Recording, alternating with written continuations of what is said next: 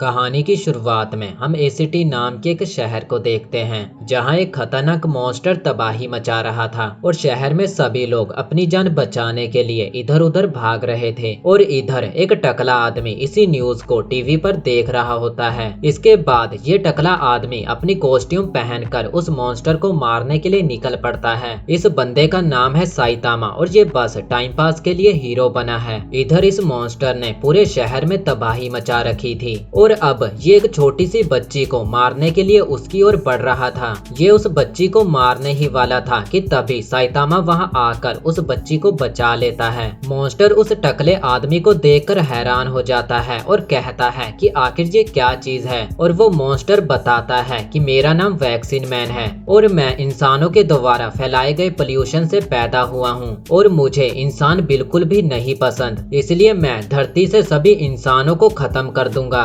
Saitama उसकी बातों से बोर हो रहा था तो वो मॉन्स्टर अपने असली रूप में आ जाता है, लेकिन साइतामा एक ही पंच में उस मॉन्स्टर के चीथड़े कर देता है। उस मॉन्स्टर को मारने के बाद साइतामा बिल्कुल भी खुश नहीं होता और इसका कारण जानने के लिए कहानी आ जाती है 3 साल पीछे, जब साइतामा एक आम लड़का हुआ करता था। साइतामा अपनी जिंदगी से काफी दुखी हो चुका था। तभी एक दिन उसके सामने एक क्रैब मॉन्स्टर आता है। असल में पहले ये एक इंसान हुआ करता था, लेकिन इसने इतने सारे क्रैब खा लिए कि ये क्रैब मॉन्स्टर बन गया और अब ये अपने रास्ते में आने वाले हर एक इंसान को कुचल रहा था। लेकिन साइतामा को उससे बिल्कुल भी फर्क नहीं पड़ता क्योंकि उसकी जिंदगी पहले ही झंड हुई पड़ी है, ना ही उसके पास कोई जॉब है और आज भी वो एक इंटरव्यू देने गया था जिसमें उसे रिजेक्ट कर दिया गया। ये सुनकर क्रैब मॉन्स्टर को उस पर तरस आ जाता है और वो साइतामा को छोड़कर वहां से चला जाता है और वो जाते जाते साइतामा को बताता है कि वो एक अजीब सी शक्ल वाले बच्चे को ढूंढ रहा है, क्योंकि जब क्रैब मॉन्स्टर सो रहा था तो उस बच्चे ने इसके शरीर पर अजीब सी ड्राइंग बना दी थी। अब कुछ दूर जाने पर साइतामा को वही अजीब सी शक्ल वाला बच्चा दिखाई देता है। भाई इसकी ठुड्डी इतनी अजीब क्यों है? और साइतामा समझ जाता है कि क्रैब मॉन्स्टर इसी बच्चे को ढूंढ रहा है और अगर उसने इसे ढूंढ लिया तो वो इसे चींटी की तरह मसल देगा। साइतामा उस बच्चे को यहाँ से जाने को कहता है, लेकिन वो बच्चा साइतामा की एक भी नहीं सुनता। तो फिर साइतामा मन में सोचता है कि ठीक है भाई मर, मैं तो जा रहा हूँ यहाँ से। और साइतामा वहाँ से चला जाता है और तभी वो क्रैब मॉन्स्टर वहाँ आकर उस बच्चे को मारने की कोशिश करता है, लेकिन सही समय पर साइतामा आकर उस बच्चे को बचा लेता है, क्योंकि साइतामा एक अच्छा इंसान है और वो एक बच्चे को ऐसे ही छोड़कर नहीं जा सकता। वो क्रैब मॉन्स्टर साइतामा को कहता है कि मैंने तुझे छोड़कर शायद गलती कर दी, लेकिन अब मैं तुझे बहुत गंदी मौत मारूंगा। इतना कहकर वो साइतामा पर हमला कर देता है। वो साइतामा को बहुत बुरी तरह से पीटता है, लेकिन साइतामा भी हार मानने वालों में से नहीं था। वो अपनी टाई से उस मॉन्स्टर की आंख निकाल देता है, जिससे कि वो मॉन्स्टर मारा जाता है। अब साइतामा फैसला करता है कि वो खुद को बहुत ज्यादा ताकतवर बनाएगा और ऐसे खतरनाक मॉन्स्टर से लोगों को बचाने का काम करेगा। और जब वो छोटा था तो वो एक सुपर हीरो बनना चाहता था। इसके बाद साइतामा ने खुद को इतना ट्रेंड किया कि वो एक ही पंच में बड़े से बड़े मॉन्स्टर को मसल कर रख सकता है, लेकिन हीरो बनने के चक्कर में उसके सारे बाल झड़ गए। अब एक दिन साइतामा सब्जियां खरीद रहा था। भाई आखिरकार उसे भी भूख लगती है और तभी एक बहुत बड़ा मॉन्स्टर उसके सामने से जाता है। वो अपने एक ही पैर से पूरे सुपर मार्केट को मिट्टी में मिला देता है। इस टाइटन का नाम है क्लूसन मैन। असल में ये टाइटन भी पहले एक नॉर्मल इंसान हुआ करता था,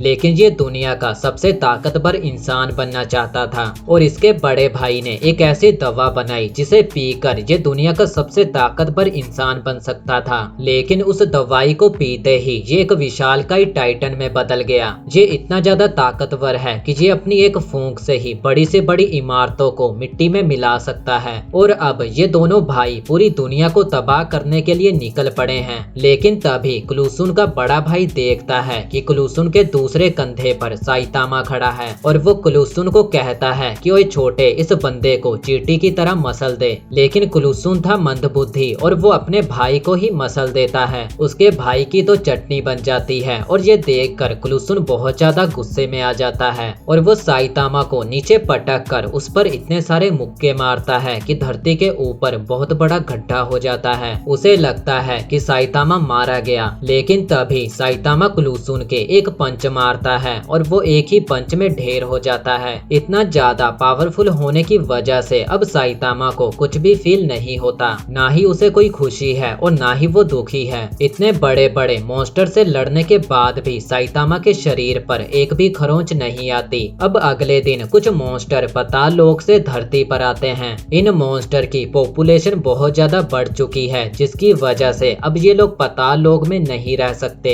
इसीलिए ये मॉन्स्टर अब धरती पर आ गए हैं और सभी इंसानों को खत्म करके धरती पर राज करेंगे। और अभी तक इन्होंने धरती पर आधे से ज्यादा इंसानों को खत्म कर दिया है। साइतामा उन्हें देखकर खुश हो जाता है, क्योंकि आखिरकार अब उसे कोई अपनी टक्कर का मिला है। अब साइतामा उनसे फाइट करता है और इस बार उसे लड़ने में मजा आ रहा था। और तभी अलार्म बजता है और साइतामा को पता चलता है कि ये तो सिर्फ उसका सपना था। पर तभी साइतामा घर के बाहर देखता है और घर के बाहर उसे वही पाताल लोक के मॉन्स्टर दिखते हैं, लेकिन उनका राजा साइतामा की एक ही लात से मारा जाता है। और ये देखकर उसकी छोटी सी सेना वापस पाताल लोक में भाग जाती है और एक झंडे पर लिख देते हैं, बड़े खतरनाक लोग हैं। अब इसके बाद न्यूज में दिखाया जा रहा था कि मच्छरों का बहुत बड़ा झुंड शहर की ओर आ रहा है और इधर साइतामा एक मच्छर को मारने की कोशिश कर रहा था। बड़े बड़े मॉन्स्टर को मारने वाला एक मच्छर को नहीं मार पा रहा था